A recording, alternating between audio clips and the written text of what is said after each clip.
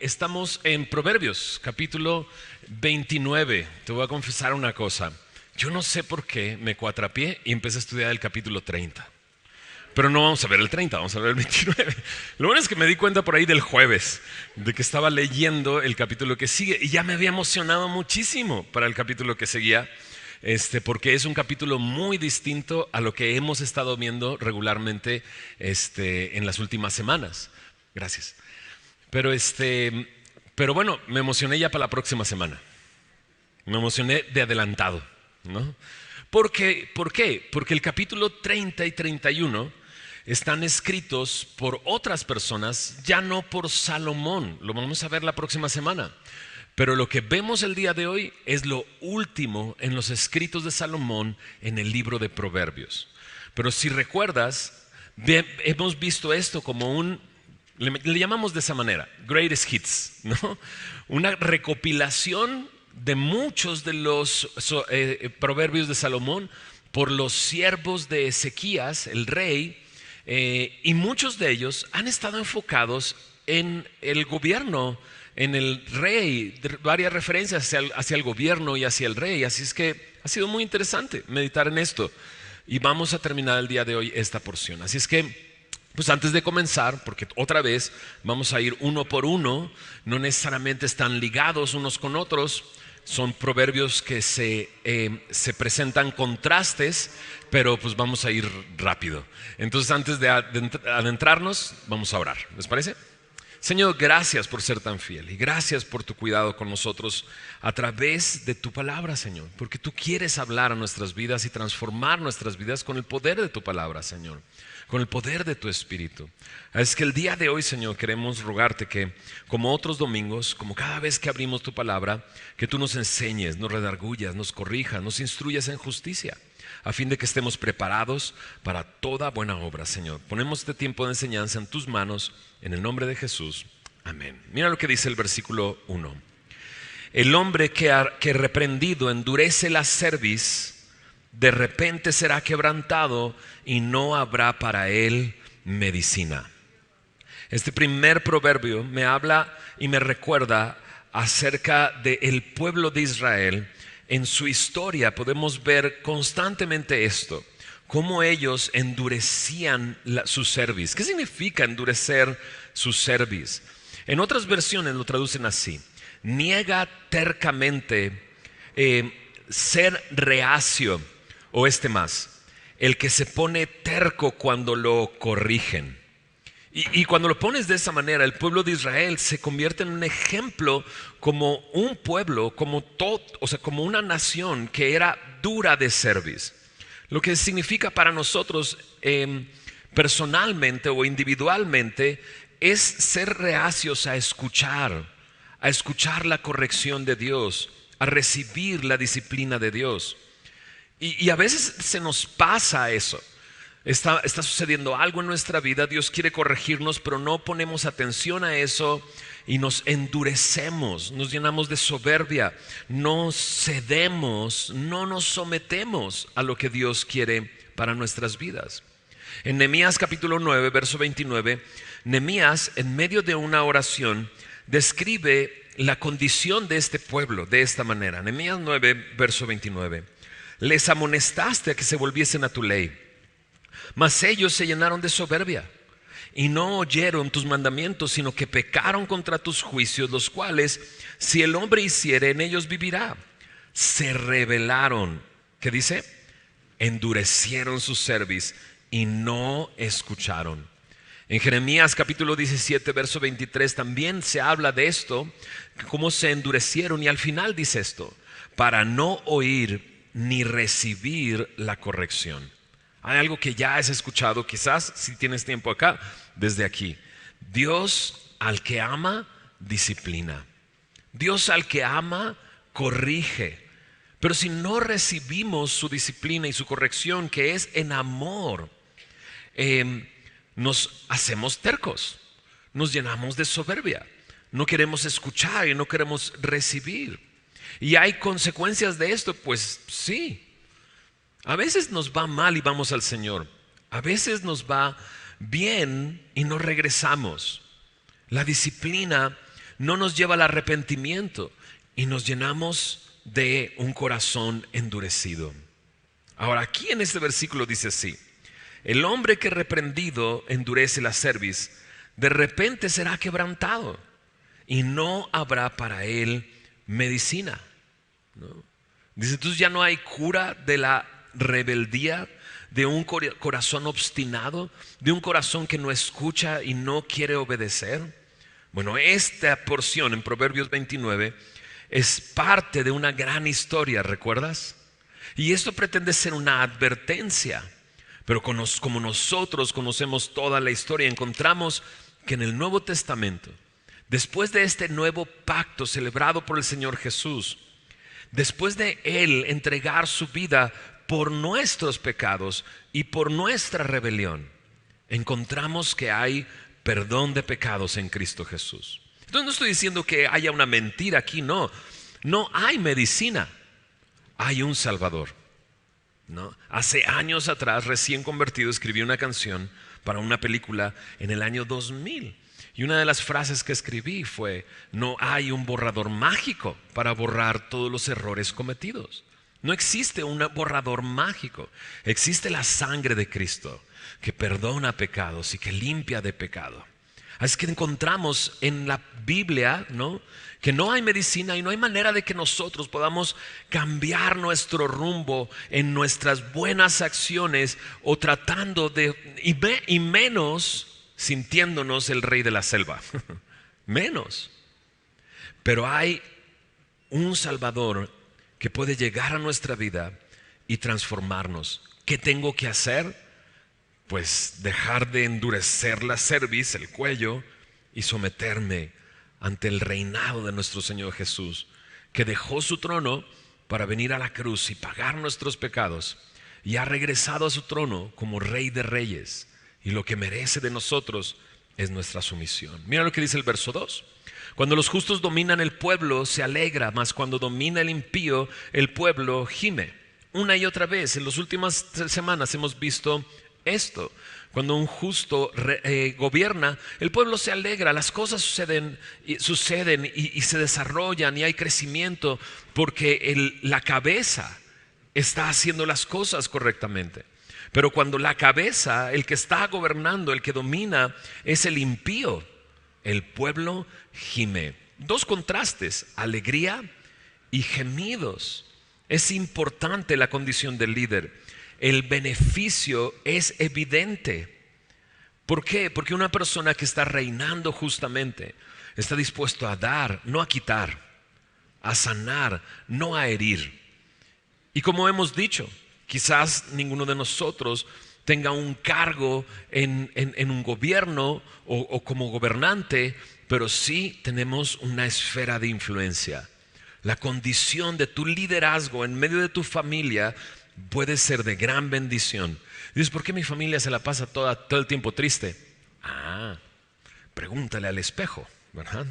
A lo mejor tú eres el que está poniendo la condición de tu familia a través de la manera en que tú estás dirigiendo tu familia. Versículo 3: el hombre que ama la sabiduría alegra a su padre, mas el que frecuenta rameras perderá los bienes. Aquí me habla de una familia, ¿verdad?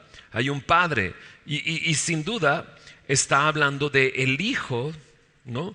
Que si el hijo ama la sabiduría, trae alegría al padre. Pero si el hijo frecuenta rameras, prostitutas, perderá los bienes. Y creo que no podemos nada más limitarnos a esta imagen, sino que esto me habla de cualquier vicio. Y esto es terrible lo que ha estado sucediendo en los últimos años. Los vicios han cautivado a los hijos. Familias vienen aquí a Semilla diciendo, ya no sé qué hacer con mi hijo. Y el hijo, o sea, ya no nada más es algo de, el viernes se salió con sus amigos y ya lo regañé. No. Es el hijo que a través de sus vicios ha traído un daño a su familia al punto de robarles, de quitarles. Ya desapareció esto, ya desapareció esto otro, para poder continuar con su vicio, ¿no? Entonces, un hijo que ama la sabiduría alegra al padre, pero un hijo que enviciado trastorna una familia, pierde todos sus bienes. Entonces, qué importante no solamente ser una persona como cabeza de tu familia, que impacte a tu familia, sino también mi responsabilidad como hijo. Y ahora sí que, hijo, pues date cuenta, ¿verdad? Que estás destruyendo a tu familia. No, y me quedé en esa parte de, te quita cosas para poder seguir con el vicio. Pero yo he escuchado de personas que han tenido que dejar sus hogares porque a los que le deben vienen a buscar a su familia. Ya no lo vienen a buscar a él, vienen a buscar a su familia. Y incluso personas han perdido la vida. Qué triste. ¿Hay libertad de los vicios? Yo estoy aquí para levantar la mano y decir sí, amén. Claro que hay libertad. Cristo puede hacerte libre. Versículo 4. El rey con el juicio afirma la tierra, mas el que exige presentes, dice, la destruye. Otra vez habla del gobernante. Si el gobernante reina con justicia, eso significa que el rey con el juicio, si juzga con justicia, entonces su trono es afirmado, su autoridad es afirmada. Pero si exige presentes, en la NTV lo traduce así, si exige sobornos. Esto es terrible, ¿no? ¿Quién se beneficia de un soborno? Pues la persona que da ese soborno se beneficia porque va a inclinar la balanza a su favor. Cuando hay un soborno, se abusa de la justicia, se destruye completamente la equidad y la igualdad. ¿Quién es el que da soborno?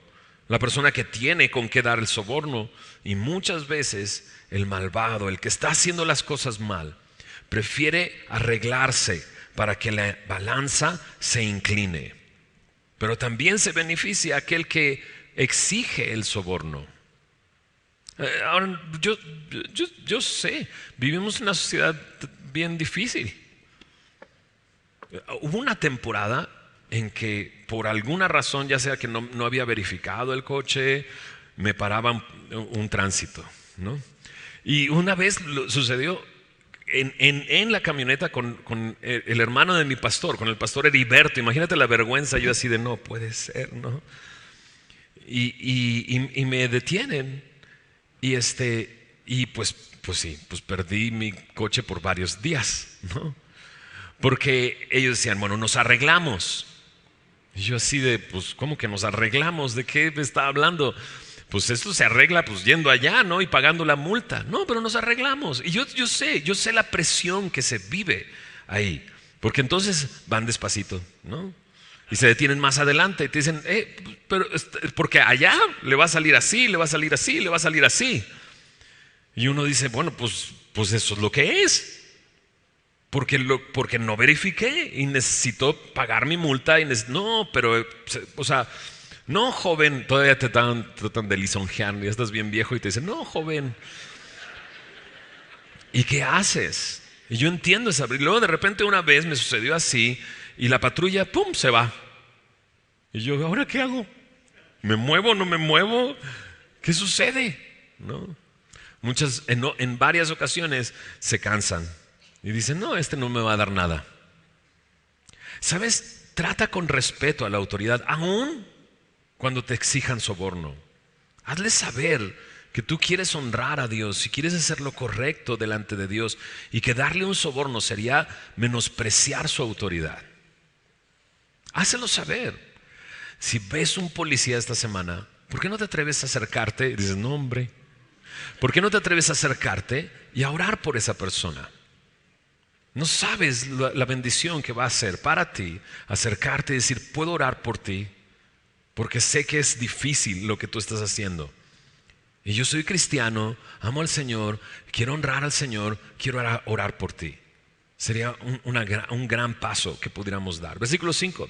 El hombre que lisonjea a su prójimo retiende delante de sus pasos. Es interesante este versículo porque no se entiende delante de los pasos de quién.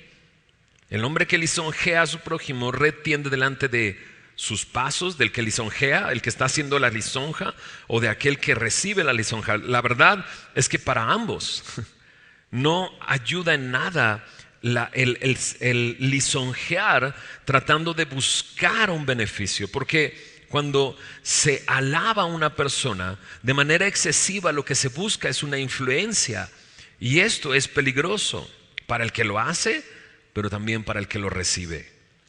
Versículo 6. En la transgresión del hombre malo hay lazo, mas el justo cantará y se alegrará. Transgresión, lazo, una trampa, ¿no? Haces lo justo, dice aquí, el justo, justicia, entonces la respuesta es canto y alegría. Otra vez es un contraste. ¿En dónde quieres terminar? ¿En el lazo, en la trampa, cayendo en la trampa, o en paz, cantando y gozándote? Ahora, yo aquí en mis notas puse así de simple: hacer lo correcto trae gozo, trae tranquilidad, trae paz, porque tu conciencia está limpia. Hacer lo malo, aunque creas y te hayas, y voy a usar esta palabra, lavado el cerebro pensando que estás siendo libre porque estás en tu derecho de hacer lo que tú quieras, ¿no? Aunque tú creas que es tu libertad, al final traerá lazo, porque las consecuencias vendrán. Ahora, me queda muy claro, todos pecamos, todos somos pecadores. Cuando creemos en el Señor, Dios nos hace nuevos, y en nuestro nuevo caminar tenemos delante de nosotros esta decisión de hacer lo correcto o hacer lo malo. Seamos sabios y vivamos correctamente. Vivamos para honrarle a Él. Ahora, Dios no te va a pedir vive correctamente sin haberte dado la capacidad de vivir correctamente. Pero un nuevo corazón incluye el Espíritu de Dios en él, que te fortalece, que puede dar ese fruto que puede bendecir a otros y que puedas vivir correctamente delante de las personas con las que vives. Versículo 7. Conoce el justo la causa de los pobres, dice, mas el impío no entiende sabiduría. El justo conoce la causa del pobre, se preocupa por los derechos del pobre. El que ha sido justificado deja el egoísmo a un lado y vive su vida para bendecir a los demás, mientras el impío no entiende y no tiene compasión, porque la ve como debilidad. O sea, ¿cómo me voy a acercar a esa persona? Eso es débil, no. Pero porque no sirve a sus intereses, porque no le beneficia en nada.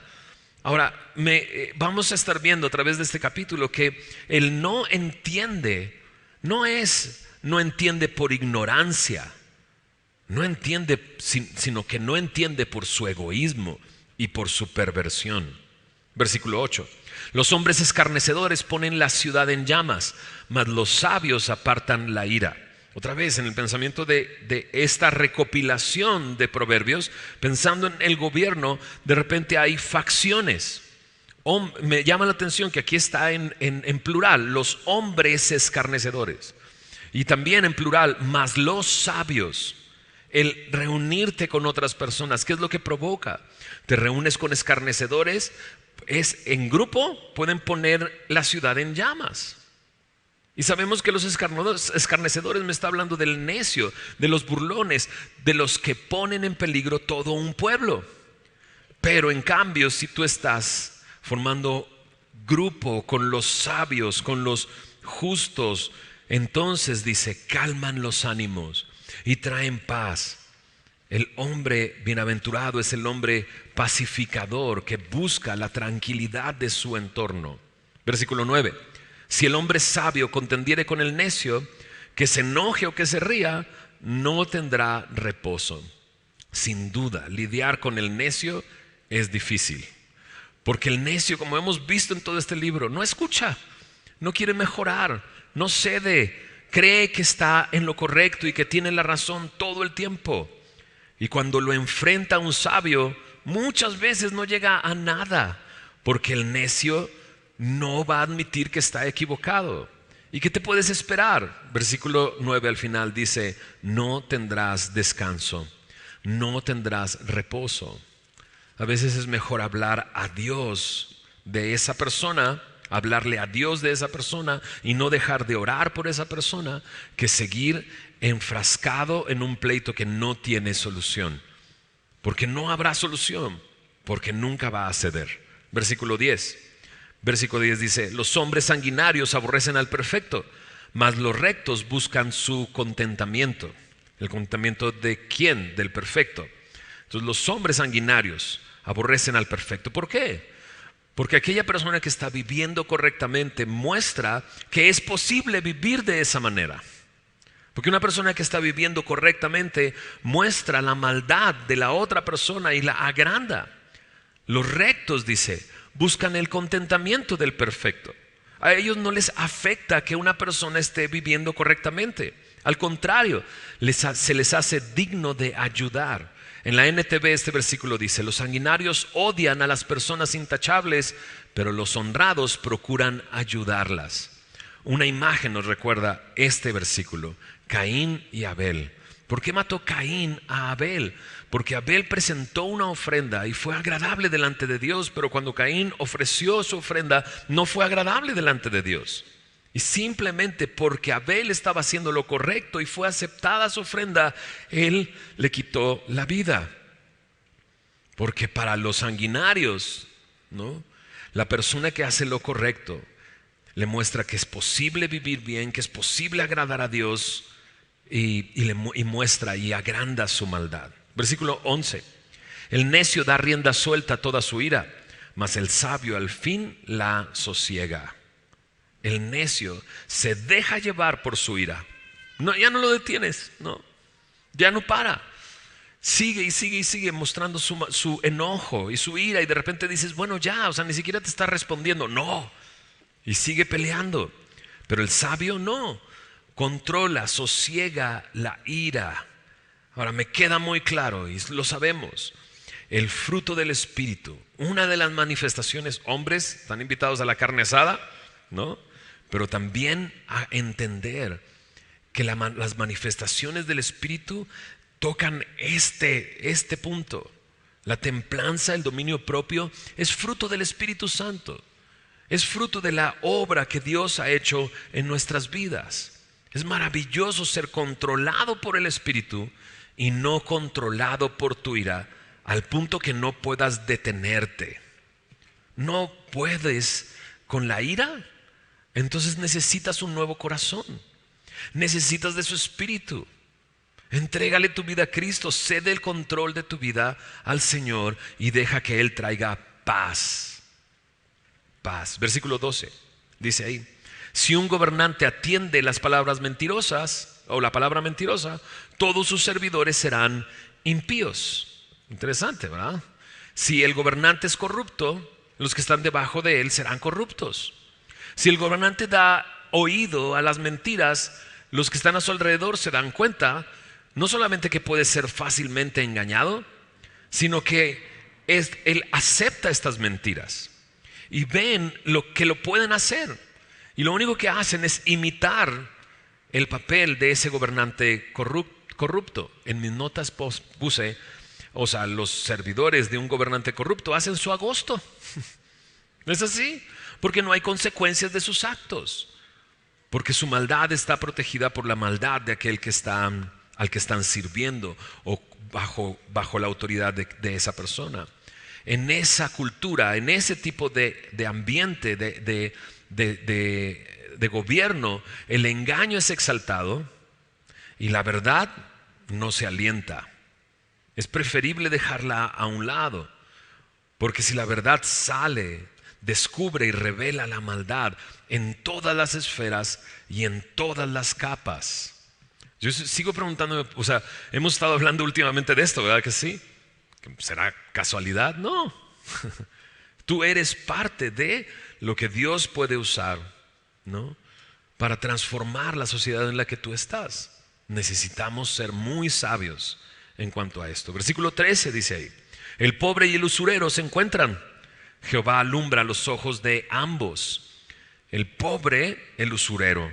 El usurero es el que pone cargas e intereses y abusa de la otra persona. Pero me llama la atención que dice, los dos se juntan, ¿no? Y de los dos, a los dos más bien, Dios quiere alumbrar. Entonces otra vez volvemos a este punto. Ambos necesitan que el Señor los alumbre, porque ambos necesitan que su conciencia sea iluminada, para que ambos se den cuenta de la condición en la que están. Y a veces, yo me acuerdo, ¿no? Mi papá me decía que su abuelo estaba ya que su papá estaba, o sea, mi abuelo ya estaba en sus últimos momentos y le llevaron a un sacerdote para darle la santa unción. Y decía que estaba ahí mi papá y escuchaba al sacerdote decirle, arrepiéntase de sus pecados, ¿no? Y que mi abuelo, Fermín II, ¿no?, le decía, ¿qué pecados? Soy de un pueblo, lo único que he hecho es sembrar la tierra, lo único que he hecho es cuidar las vacas. Qué difícil de repente es ver nuestra condición. Necesitamos que Dios alumbre nuestro corazón para darnos cuenta que el pobre y el usurero son lo mismo. Dices, pero ¿cómo pueden ser lo mismo? La Biblia me dice que todos nosotros hemos pecado y que todos estamos muertos en nuestros delitos y pecados. No dice ahí, todos han pecado, excepto los que les ha ido mal en la vida. No, todos hemos pecado y todos estamos muertos. Pero hay una gran noticia. Pero Cristo nos ama tanto y su amor y su misericordia es tan rica y tan abundante que Él quiere darnos vida a aquellos que estamos muertos a través de su sacrificio por nosotros. O sea, muchos de los que estamos aquí no estaríamos aquí si Dios no alumbró nuestros ojos en algún momento. ¿Estás de acuerdo? No sabríamos nada de nada, seguiríamos con nuestra vida como si nada. Pero Él llegó y reveló la condición en la que nos encontrábamos, sin importar en qué momento estuviéramos, teniendo éxito o en el más oscuro fracaso. Porque ambos necesitan del Señor. La Biblia me dice que el Espíritu Santo convence al mundo. No dice convence a un grupo de personas, convence al mundo de pecado, de juicio y de justicia. Versículo 14, mira lo que dice ahí. Del rey que juzga con verdad a los pobres, el trono será firme para siempre. A Dios, una vez más, le interesa las personas en necesidad. Versículo 14, 15. La vara y la corrección dan sabiduría, mas el muchacho consentido avergonzará a su madre. ¿Se acuerdan del nene consentido? Había un personaje así, ¿no? Que era como un dinosaurio raro, ¿verdad? El nene consentido, ¿no? Es muy claro, es necesaria la disciplina a veces y en nuestra sociedad. Y en los últimos años la disciplina se ve como algo negativo, pero la disciplina como la presenta la Biblia es algo positivo. Porque ¿qué es lo positivo que se genera a partir de la disciplina? Sabiduría. Sabiduría. Pero en nuestra necedad como seres humanos, de repente damos vueltas y vueltas y vueltas y decimos, no, es que la disciplina tiene un efecto negativo. Y entonces cuando yo estaba educando a mis hijas, el tema era, no le digas a tu hijo no, porque vas a crear en su mente un rollo negativo de que no va a lograr nada. No, tenía que decirle que no, si no se electrocutaba. No, tenía que decirle que no, porque si no se envenenaba. Tenía que corregir y tenía que disciplinar. Y la Biblia me enseña que la disciplina tiene un efecto positivo. Al contrario, el ser consentido trae un efecto negativo, la vergüenza.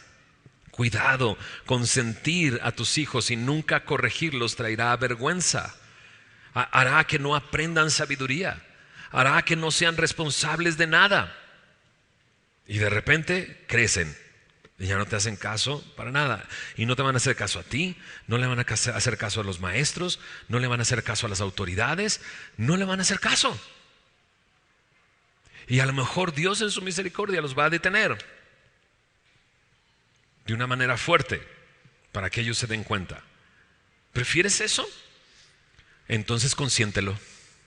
mímalo, dale lo que quieras. Pero si no quieres eso, entonces corrige. Y siempre la corrección, y siempre la vara y la corrección es una oportunidad bellísima de hablar del Evangelio, de hablar de cómo Cristo murió por nuestros pecados, cómo el pecado tiene consecuencias y Él nos ha librado de las consecuencias del pecado. Versículo 16. Cuando los impíos son muchos, mucha es la transgresión, mas los justos verán la ruina de ellos. Muchos, mucha. Y pues sí, lo vemos, y cada vez más. Pero la última parte de este versículo me da tranquilidad. Llegará un momento en que esto se detendrá. Versículo 17. Corrige a tu hijo y te dará descanso y dará alegría a tu alma.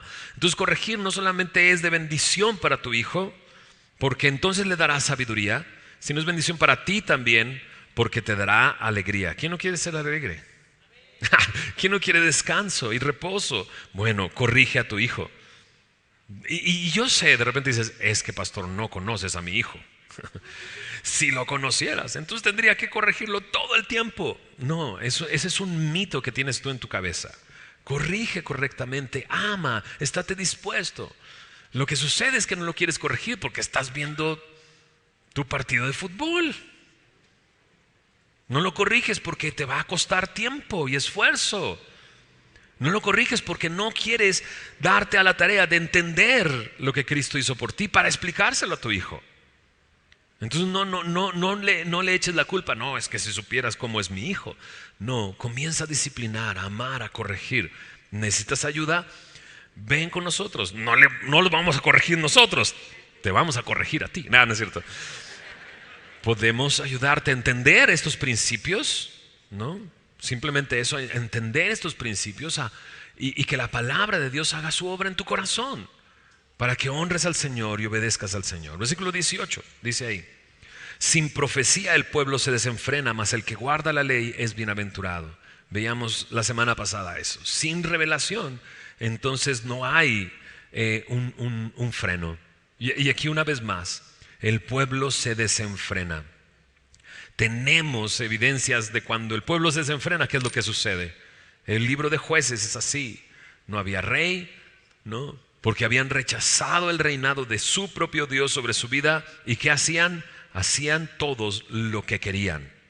Y si te echas un clavado en el libro de Jueces, te darás cuenta que pareciera la descripción de los noticieros de la noche. Así de simple. Ahí están, ¿no? Desmembrados, ahí hay. Muertos, ahí hay. Crímenes, ahí hay. Porque cuando no hay revelación, entonces el pueblo se desenfrena. Versículo 19. El siervo no se corrige con palabras, porque entiende, mas no hace caso. Volvemos a este mismo tema de entender. Ahora aquí me dice, no son suficientes las palabras, se requiere de disciplina. Lo acabamos de ver acerca de nuestros hijos.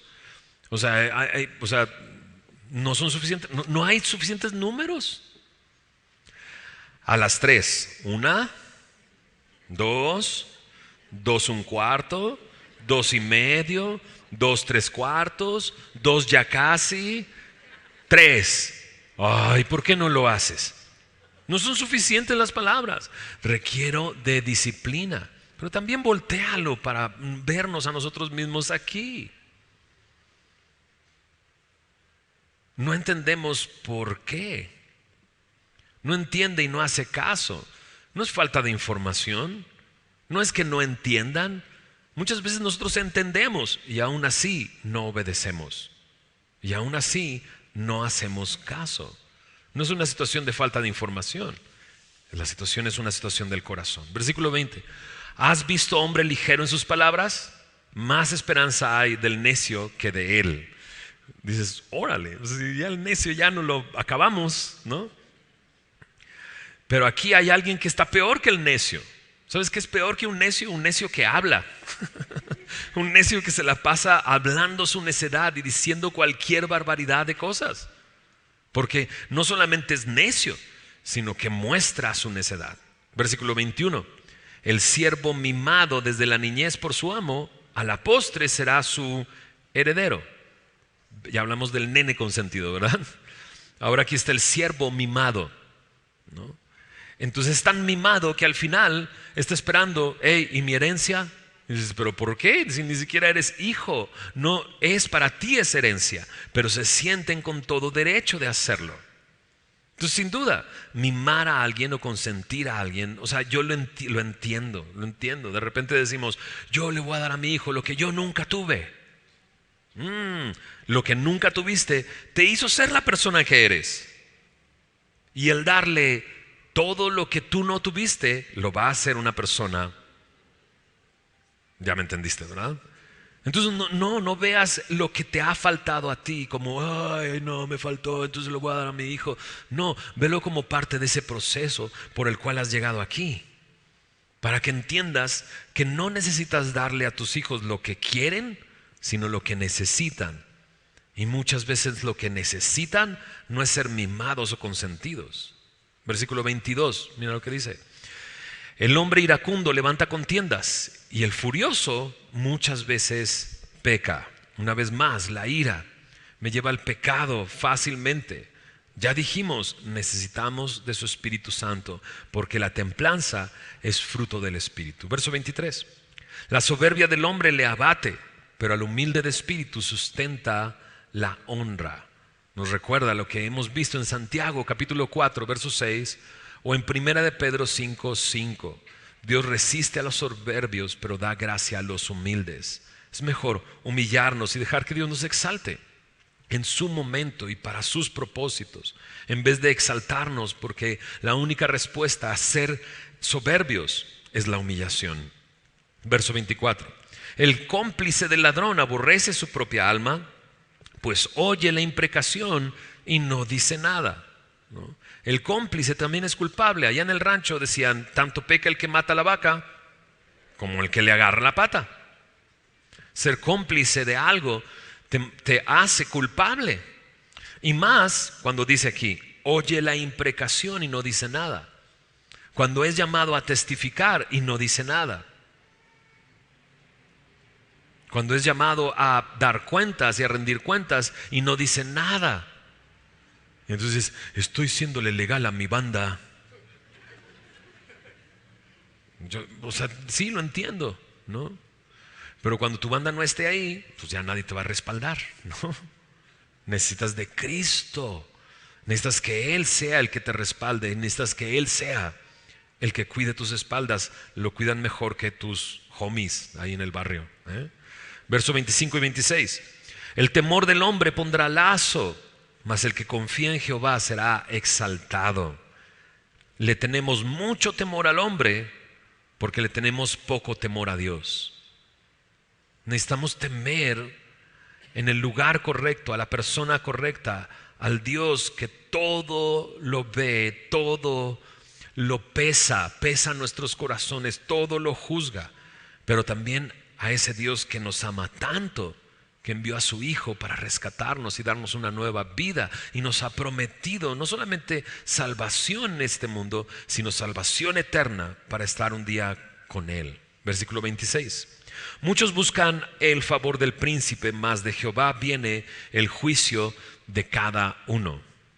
Muchos buscan el favor del príncipe, mas de Jehová viene el juicio de cada uno. No tenemos que esperar que en un hombre haya justicia. Debemos de confiar que el Señor nos traerá justicia. Verso 27. Abominaciones a los justos el hombre inicuo, y abominaciones al impío el de caminos rectos, ¿no? Entonces aquí hay dos hombres, el justo y el inicuo. Y dice, el justo abomina al inicuo, pero el inicuo también abomina al justo, ¿no? Entonces de repente podríamos ver esto como, pues, es que los perros odian a los gatos y los gatos odian a los perros. Listo, ¿no?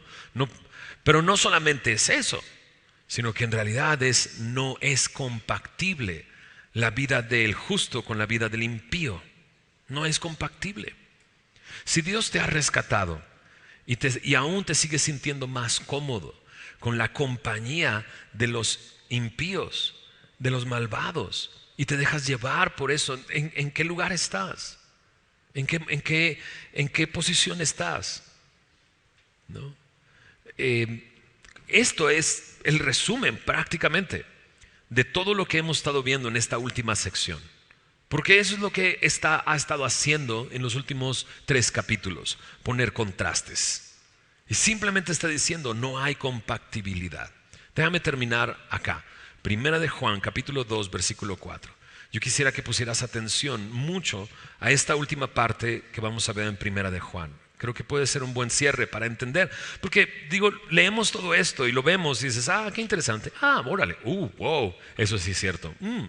Y quedarnos ahí. Pero necesitamos realmente hacer una reflexión en nosotros mismos para entender en dónde estoy yo, quién soy, de qué es lo que está sucediendo en mi vida. Primera de Juan, capítulo 3, capítulo 3, Primera de Juan, capítulo 3, versículo 4 dice así: todo aquel que comete pecado infringe también la ley, pues el pecado es infracción de la ley. Sigamos leyendo. Y sabéis que Él apareció para quitar nuestros pecados y no hay pecado en Él. ¿De quién está hablando? De Jesús. Todo aquel que permanece en Él no peca. Todo aquel que peca no le ha visto ni le ha conocido. Versículo muy interesante. Todo aquel que permanece en Él no peca. Todo aquel que peca no le ha visto ni le ha conocido. Esto crea una división, ¿estás de acuerdo? El que peca y el que no peca. Pero hace ratito dijiste, pastor, todos pecamos. Y sí, es cierto. Pero ¿ha habido un cambio en tu vida? Aquello que te resultaba deleitoso y que no dejabas de hacer, aquello que disfrutabas sabiendo que estaba mal, ¿sigues disfrutándolo el día de hoy? O quizás cuando te acercas a esa condición en la que estabas, sientes arrepentimiento. Y sientes que estás deshonrando a Dios. Hay una gran diferencia. Creo que aquí no está diciendo todo aquel que permanece en Él no peca. ¿Por qué? Porque no peca en absolutamente nada. ¿Por qué? Porque justo esta misma carta, Juan dice, el que dice que no peca le hace a Dios mentiroso. Sino que Juan está tratando de decir, si el que permanece en Él, ya no peca como lo hacía antes. Ya no es un hábito de vida. Ya no es su vida entera. Todo aquel que peca ni le ha visto, ni le ha conocido. Bueno, checa lo que dice el verso 7. Hijitos, nadie os engañe. Ahora sí que el que hace justicia es justo como Él es justo. Y el que practica el pecado es del diablo, porque el diablo peca desde el principio. Entonces, no nos engañemos. El que hace lo correcto es justo, el que hace lo incorrecto no es justo. Es tan simple como eso. Juan está poniendo todo así, lo despliega delante de nosotros y nos dice en qué lugar estás, en qué momento estás. Porque si tú sigues en este hábito de pecado, siguiendo con el pecado, ¿en dónde estás? Lo maravilloso es esto. Para esto apareció el Hijo de Dios, para deshacer las sombras del diablo. Todo aquel que es nacido de Dios no practica el pecado. ¿Lo notas ahí? No es un hábito el pecado en su vida. Porque la simiente de Dios permanece en él y no puede pecar porque es nacido de Dios. Y en esto se manifiestan los hijos de Dios y los hijos del diablo. Todo aquel que no hace justicia y que no ama a su hermano no es de Dios. Porque este es el mensaje que habéis oído desde el principio, que nos amemos unos a otros. No como Caín, que era del maligno y mató a su hermano. ¿Y que por qué causa lo mató? Porque sus obras eran malas y las de su hermano justas. Hermanos míos, no os extrañéis si el mundo os aborrece. Interesante, ¿verdad? Muy interesante. ¿Qué necesito hacer? Considerar que Cristo vino para deshacer las obras del diablo. ¿Qué es lo que necesito hacer? Necesito que Él me dé un nuevo nacimiento. Porque el nacido de Dios se distingue de aquel que no conoce a Dios ni le ha visto. Entonces Juan dice, no te engañes. Si Dios te está hablando y te está mostrando algo, es por algo. No digas, uy, esa pedrada casi me pega. Te pegó y todos nos dimos cuenta. Bueno, no me he dado cuenta ni nada. Simplemente sabes a lo que me refiero. Si Dios te está llamando al arrepentimiento, ven al arrepentimiento. Entrégale tu vida a Cristo. Ya no necesitas seguir viviendo como antes. No necesitas seguir viviendo como antes. Él te puede dar todo lo que necesitas y toda la capacidad para vivir de una manera en que honres a Dios y seas de bendición a las personas a tu alrededor. ¿Oramos? Señor, gracias, Señor, por ser tan fiel. Gracias por tu amor y tu bondad. Y gracias por este tiempo que hemos pasado juntos, Señor, alrededor de tu palabra. Señor, terminando esta sección de proverbios, tú nos haces ver que necesitamos considerarnos a nosotros mismos. Señor, ya no ver estos proverbios como aquel, fulanito, sino verlo en nosotros mismos, Señor. Y si necesitamos venir al arrepentimiento, vengamos al arrepentimiento con humildad. Señor, que podamos hacer a un lado la soberbia, el orgullo. Que podamos, Señor, depender y descansar en ti, Señor. Señor, sigue haciendo tu obra en cada uno de nosotros, Señor. Te pido por aquellos que necesitan tomar decisiones que cambien el rumbo de sus vidas. Señor, permíteles tomar la decisión correcta, Señor. Rendir sus vidas a ti, Señor. Tener un nuevo corazón, tu espíritu en sus vidas, Señor. Haz tu obra en cada uno de nosotros, te lo pido en el nombre de Jesús. Amén, amén.